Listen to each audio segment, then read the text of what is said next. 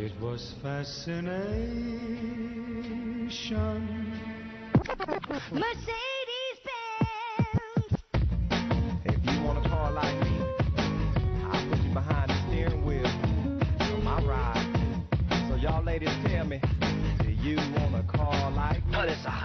If you want a car like me and my Benz sitting on the 20-inch rim. Want a car like me and my friends sitting on them 20-inch rim. Want a car like me and my Benz sitting on the 20-inch rim. Want a car like me and my friends sitting on the 20-inch rim. I'm rolling with my friends on them 20-inch rims. Oh, by the way, did I mention that we sitting in a Benz? Not going to the club, cause we got them E10s. Not picking up no good, cause on them you have to spend. And then they play with your mind and keep you blind. You can't make no money cause they taking all your time. You can't be yourself because they girlfriends think you fine. And you can't leave alone cause that's the keys to the ride. If you want a car like me and my Benz sitting on the 20-inch rim. Want a car like me and my friends sitting on them 20-inch rim. Want a car like me and my Benz sitting on the 20-inch rim. Want a car like me and my friends sitting on the 20-inch rim. I ain't gonna lie, when I be going up in the club, I be looking for them shoulders and I'm choking, bounce it up.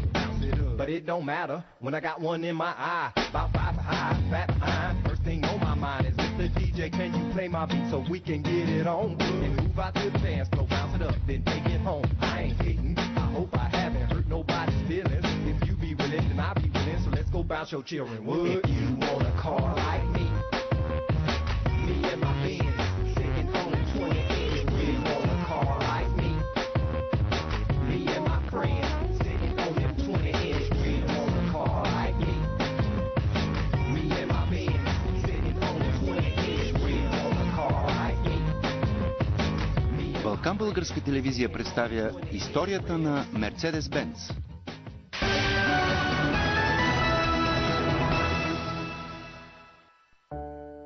Карл Бенц е роден на 25 ноември 1844 година в Карлсруе. Той учи в Политехническия университет, преди да започне практическите си опити в различни инженерни компании. Той основава собствена компания през 1872 година, Eisengisserei und Mechanische Werkstätte. В началото тя няма голям успех. Само зестрата на съпругата му, Берта, го спасява от бързо разорение.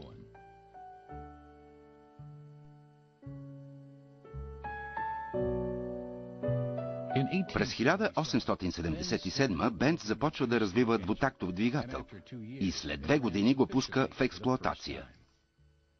Патентът за 4-тактов двигател на бензин по това време вече е притежаван от фабриката в Дойц. Бенц патентова някои от изобретенията си като регулатора на скоростта. През 1882 година е създадено акционерно дружество под името Газмоторен фабрик Манхайм. Карл Бенц го напуска след кратко време. Чак основаването на Бенц und Cie, Рейнише газмоторен фабрик, заедно с предприемачите Макс Роуз и Фридрих Вилхем Еслингер, водят Бенц до успех. Компанията, основана през 1883, се разраства бързо и дори може да лицензира създаването на бензинови двигатели. Най-накрая става възможно Бенц да се посвети на развиване на автомобилни двигатели. За разлика от Даймлер, който монтира двигателя си на файтон, Карл Бенц се опитва да създаде цялостно превозно средство. През 1886 той представя първия си автомобил пред публика. Превозно средство на 3 колела, задвижвано от 4-тактов бензинов двигател. От 1885 до 1987 година са произведени 3 модела с леки разлики. С така наречения модел 3 Берта Бенц предприема първото шофиране на дълго разстояние в света през 1888 година. На разстояние 100 км от Манхайм до Пфорцхайм тя прави приключенско пътуване без съпруга си, но с синовете си. Тя му съобщава чак след успешното си пристигане. През 1893 Карл Бенц въвежда кормилна система с въртящи се шенкели в автомобилостроенето, което след 3 години е последвано от контрадвигател, прародител на днешния двигател с срещуположно разположени цилиндри. Пробивът на Бенц и Сие е през 1894 с вело. Този лек и ефтин автомобил е създаден за 5 години. С обща продукция от около 1200 коли, това е първата масово произвеждана кола в историята на автомобила.